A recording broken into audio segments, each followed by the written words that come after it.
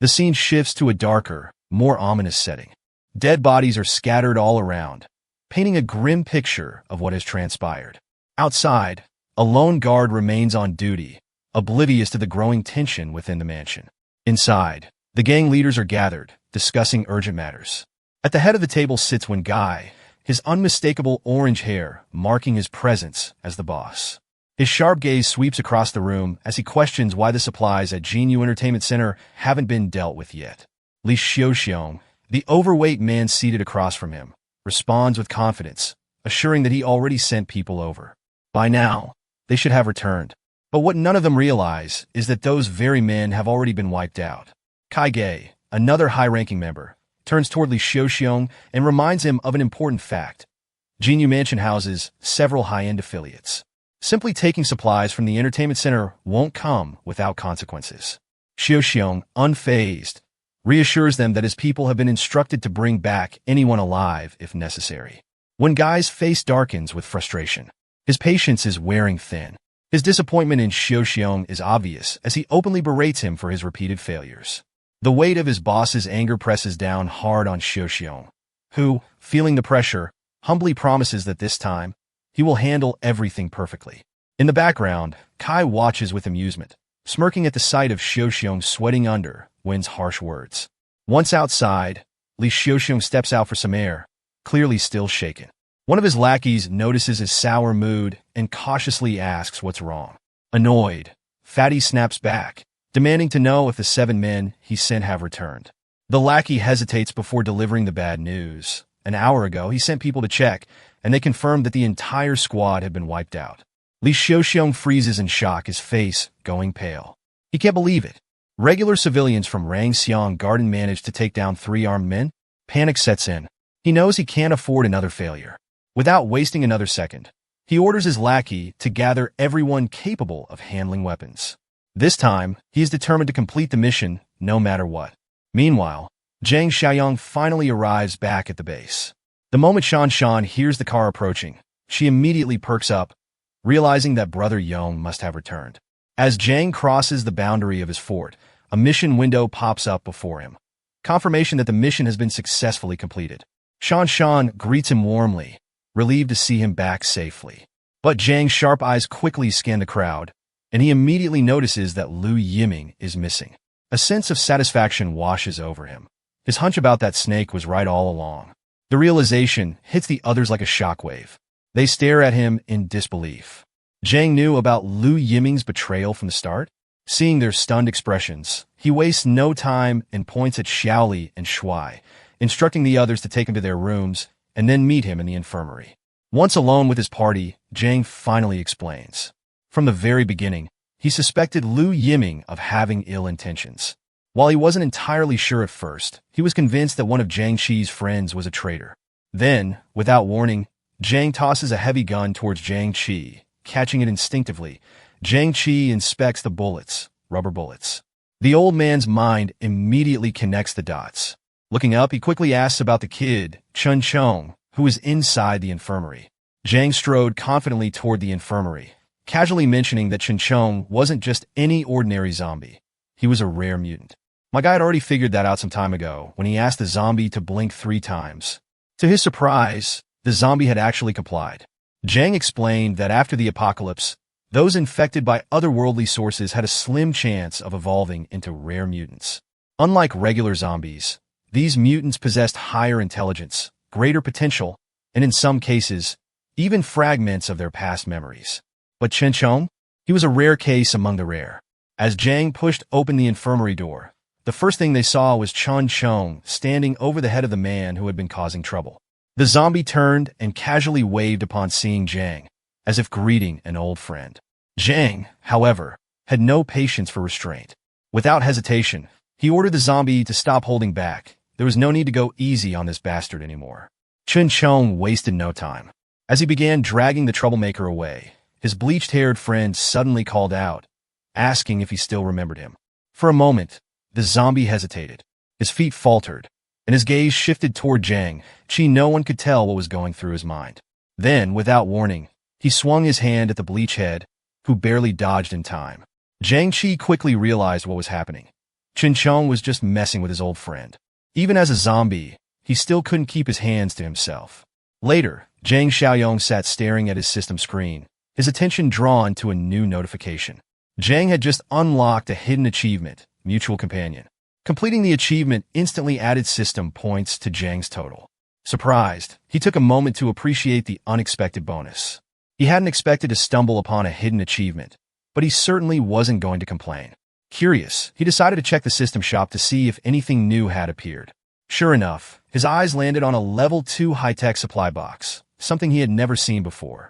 But there was a catch. It was expensive, and Zhang hesitated. Was it really worth spending his hard-earned 50 points on?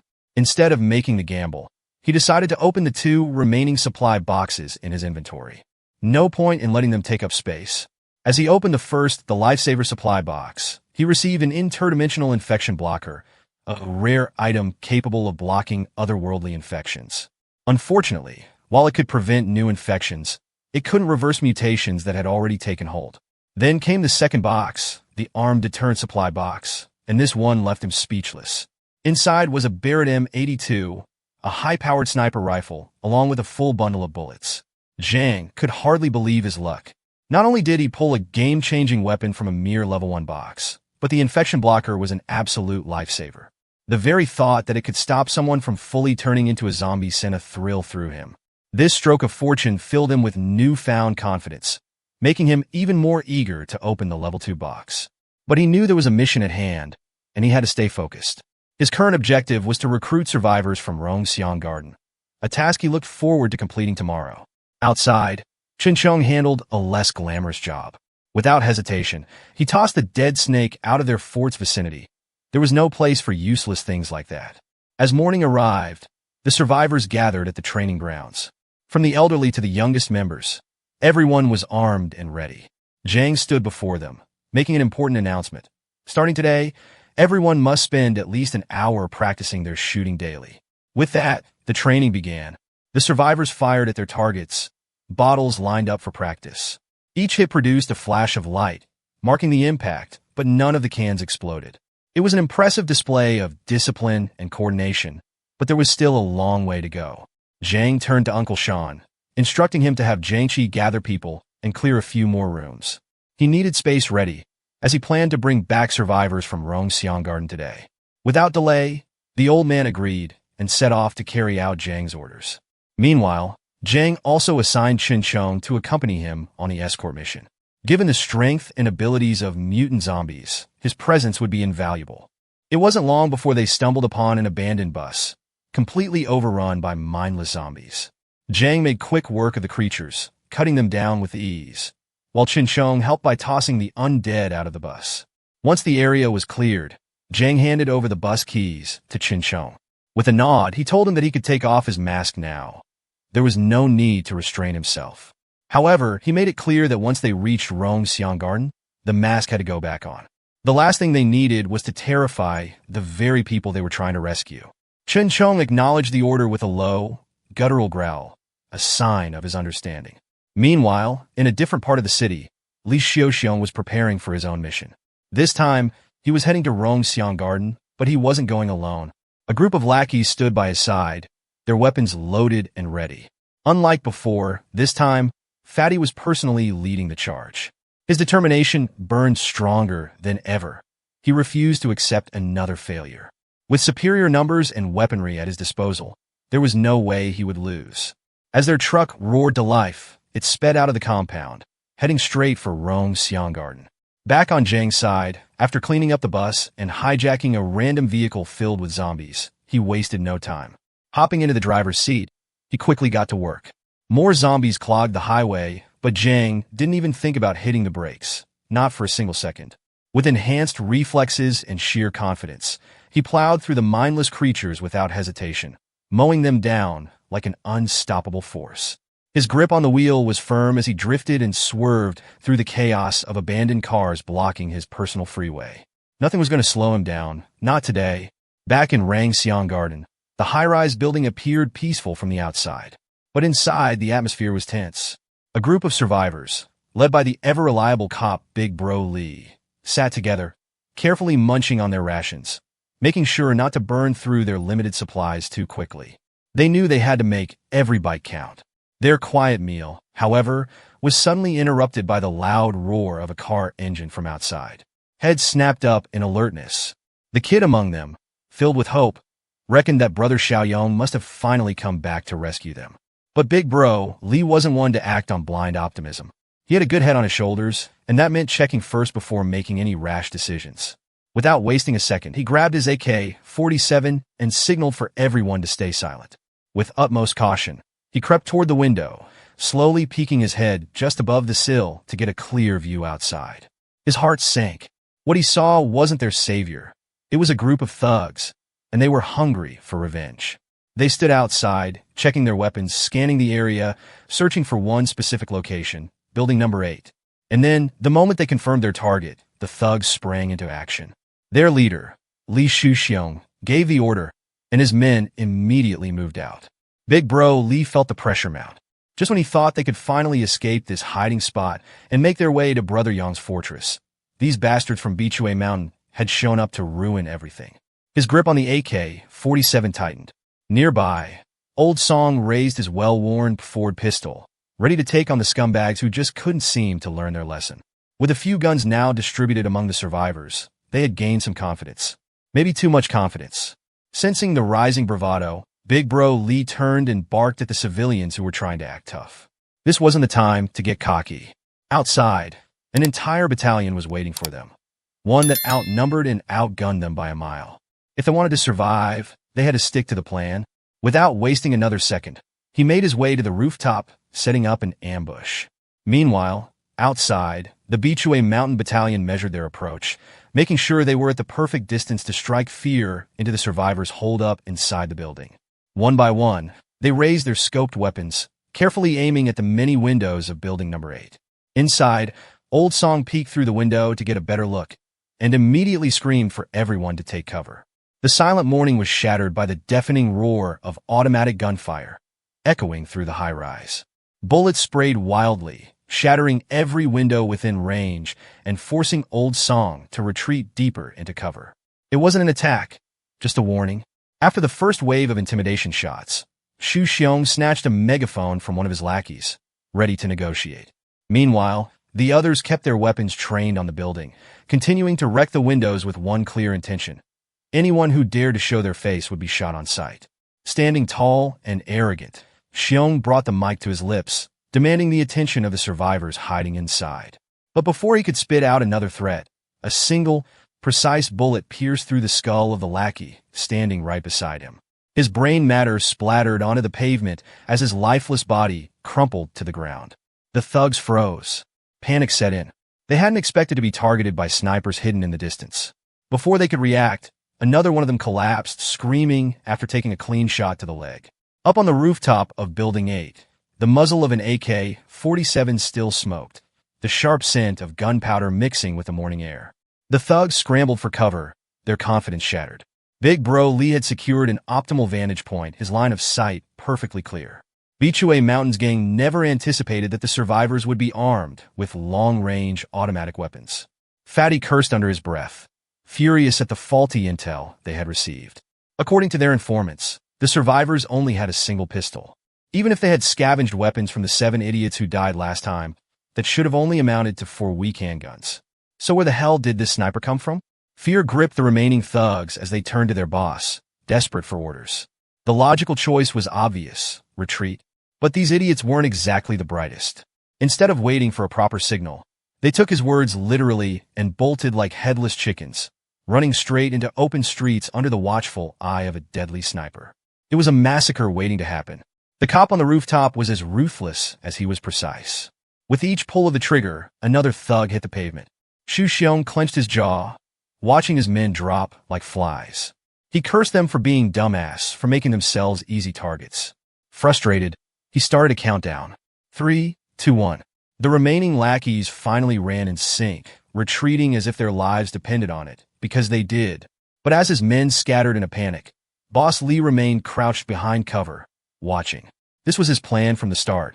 From the moment the sniper opened fire, Li had no intention of running like the others. His strategy was simple: use his men as fodder until the enemy ran out of ammo. A scumbag move, but an effective one. And just as he predicted, the sniper finally had to reload. The brief pause was all Xu Xiong needed. His fat ass bolted for the car, making it safely across while the last few lackeys ran alongside him. Out of an entire battalion, only 4 of them had made it out alive.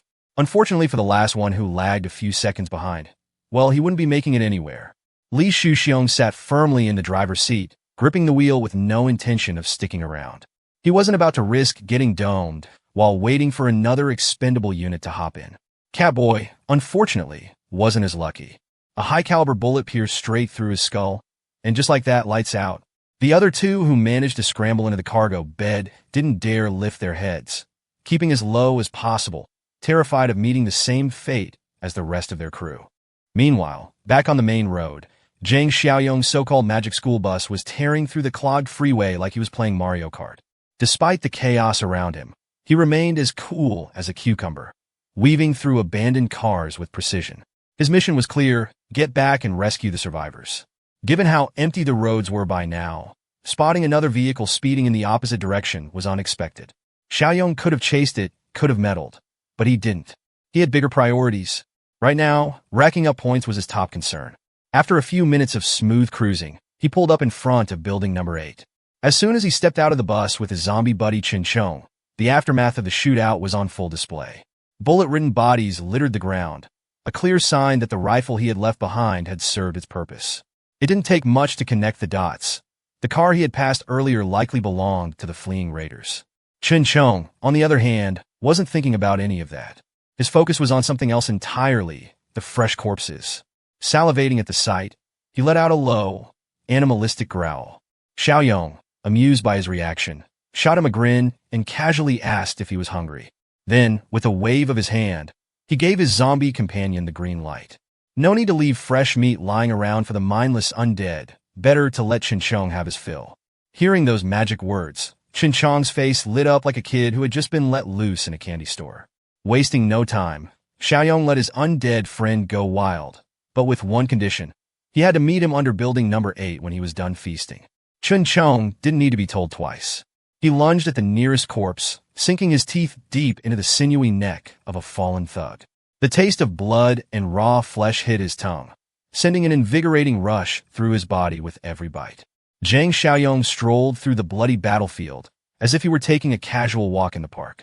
The way the thugs had been dealt with, clean, efficient, made it clear that Big Bro Li had no hesitation when it came to killing. Xiaoyong was impressed. A small head cautiously peeked out from a broken window, ears perking up at the sound of approaching footsteps. The moment the kid recognized Xiaoyong, his face lit up with relief. That was all the confirmation the other survivors needed.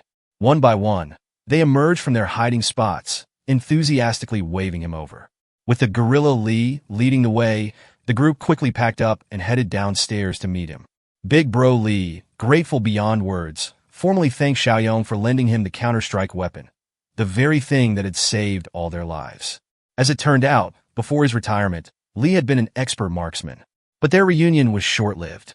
A deep, guttural roar echoed through the streets, followed by the steady, heavy thuds of approaching footsteps. The survivors stiffened, their expressions turning to pure terror. Something was coming, and then they saw him. Chin Chong, our favorite badass zombie, was limping toward them, his face twisted in an unreadable expression. Big Bro Li reacted first, instinct taking over. In a flash, he had the AK-47 raised, finger hovering over the trigger, ready to fire. But Xiaoyong remained unfazed. Without even a hint of concern, he calmly pushed the rifle down and told everyone to relax. This beast, as they saw him, was one of them. A statement like that wasn't exactly easy to swallow. The survivors exchanged uneasy glances, struggling to believe something so ridiculous. And honestly, could anyone blame them? To prove his point, Xiaoyong turned to Chin Chong and gestured toward the fresh corpses of the dead thugs. He casually told the zombie to help himself. Free food was free food, after all. Big Bro Li stared, torn between amazement and sheer horror. He hesitated before asking, half joking, half serious, if Xiaoyong had the ability to talk to zombies or something. But Xiaoyong shut that theory down quickly. Chin Chong wasn't just some mindless undead, it was complicated. Too complicated to explain right now. Instead, he urged everyone to get on the bus first, promising to tell them everything on the way. As they walked, Xiaoyong reminded his undead friend to eat quickly and catch up once he was done. Chun Chong gave a lazy, okay gesture, not even bothering to stop his gory feast. The survivors, meanwhile, couldn't tear their eyes away from the bizarre sight. Watching a zombie casually chow down on corpses like it was just another meal was already disturbing enough. But what really threw them off was what happened next. After stuffing every last Bichue mountain thug into his stomach, Chun Chong did something no one expected. He casually fished out his muzzle and put it back on. The kid, watching the whole thing unfold, was utterly baffled. How in the world was a mindless berserker capable of remembering to do something like that? It didn't make sense. Before he could blurt out his thoughts, Xiaoyong shot him a warning look. If he didn't want to get smacked, he better not let Chun Chong hear him call it a muzzle. Low-key, though, the kid was starting to think this mutated zombie was kind of cool. Once he was finished with his grotesque meal, Chun Chong climbed onto the bus like a completely normal dude. Well, mostly normal. After devouring 6 whole bodies in one sitting, his mass had increased significantly. The moment he stepped inside, the entire bus tilted to the side. And then, something even crazier happened. Chun Chong spoke. His words were slurred, barely understandable, but he still managed to hand his bro the key to his muzzle. Even Xiaoyong hadn't expected this speech. Already? It seemed like consuming that many corpses in one go had pushed Chun Chong's evolution further. But right now, Xiaoyang's primary concern was getting everyone back home safely. His mind was set on converting his points and strengthening the settlement as soon as possible. Without wasting a second, he jumped into the driver's seat, gripped the wheel, and warned everyone to hold on tight. In the next moment, the vehicle shot forward, going from 0 to 100 in no time. Meanwhile, back at Bichue Mountain's headquarters, Fatty found himself in an entirely different kind of situation. He had to report his failure to his superiors, and the moment he stepped inside, he was berated mercilessly. They called him an idiot, someone who couldn't accomplish even a simple task. Desperate to defend himself, he pleaded his case to Boss Lin, insisting that the failure wasn't his fault. The information he received before the raid had been completely inaccurate. He hadn't been told that the survivors were armed with automatic rifles. But Boss Lin wasn't buying it. Logically speaking, it was hard to believe that a small-town cop could even get his hands on an automatic rifle in this country. The big boss felt insulted, thinking Shu Xiong was trying to cover up his own incompetence with such a ridiculous lie. Fatty, however, stood his ground. If they didn't believe him, he suggested sending someone to the battlefield to check for themselves. The right-hand man had heard enough. Without warning, he kicked Liang straight to the ground, sending him sprawling. That was Li Shuxiong's cue to get the hell out of the room before things got worse. He knew Mr. Right Hand had been losing patience with him for a while now. After all, Fatty's failures had cost them heavily in manpower. At this point, eliminating him altogether seemed like the simplest solution. Another executive of Bichue Mountain, Boss Shu, took the opportunity to call out the right-hand man's true reason for resenting Li Shuxiong. It wasn't just about the failed mission. The pervert had been eyeing Li Shuxiong's woman for some time now. And just like that, the conversation took an even darker turn. The right-hand man casually proposed that they share Shuxiong's woman among themselves, treating her like common property. Boss Lin smiled at the suggestion. He seemed open to the idea, but made one thing clear. They didn't need to rush. Finding the perfect opportunity was far more important. Unbeknownst to the corrupt thugs, Li Shuxiong had never actually left. He had been standing near the entrance the entire time, listening in on their disgusting conversation. His hands clenched into fists, teeth gritting in anger. He needed to figure out a way to snake his way out of this mess, and fast. A few hours later, he stormed back into his lavish house, his frustration boiling over. Unable to contain himself, he threw a full-blown tantrum like a spoiled brat, wrecking his own place in a fit of rage. Furniture smashed, glass shattered. It was pure destruction, and all because he couldn't accept his own incompetence. His girl, startled by the chaos, rushed out to check on him. She tried to calm him down, but Li Shuxiong barely acknowledged her. Instead, he simply told her to start packing. They needed to leave. Now, confused, she asked where they were supposed to go, but Fatty had no clear answer. All he knew was that staying here was no longer an option. This place was no longer safe, and they had to plan ahead before it was too late. Li Shuxiong wasted no time. He called for his assistant, Qinji, and the ever-loyal lackey came running in like a well-trained dog. Without hesitation, he ordered him to gather all their remaining men. They would be leaving at midnight. His girl, standing quietly on the side, could sense something was terribly wrong, and she didn't like it one bit. But anyway, back to the people that actually matter. Xiaoyong finally pulled up to his compound, smoothly parking the massive bus inside one of their mini indoor garages. As soon as the doors swung open, the survivors from Building 8 stepped out, their eyes widening in awe at the sheer scale of Xiaoyong's doomsday fortress. It was one thing to hear about it, but seeing it in person? That was a different level of impressive. With all of them safe and sound, the survivor recruitment mission was officially complete. He had been assigned to Rescue 5, but he had gone above and beyond, bringing back a total of 8. That effort didn't go unnoticed. Apart from his 25 points reward, he received an extra 5 bonus points, pushing his total to 66. Satisfied with the outcome, Xiaoyong turned to his zombie buddy and informed him of the next plan. Tomorrow night, they'd be heading out for a 2-man mission to the Southern District. Big Bro Lee, who had overheard the exchange, raised an eyebrow. Curiosity got the best of him, and he asked what exactly was waiting for them in the Southern District. Xiaoyong, unfazed, simply replied that he had unfinished business. Some unresolved grudges with the people at Bichue Mountain Villa. By nightfall, Xiaoyong locked himself in his room. His gaze locked onto the glowing image of a level 2 high-tech supply crate. It was worth 50 points, and now he finally had enough to buy it. Without a second thought, he tapped the item's logo, excitement bubbling in his chest as he waited to see what was inside his first level 2 crate. The purchase went through successfully, and just like that, his points plummeted down to 16. A bright light swirled around him, illuminating the room as Zhang Xiaoyong clasped his hands together. He had spent a fortune on this. Now, all he could do was pray that it was worth it.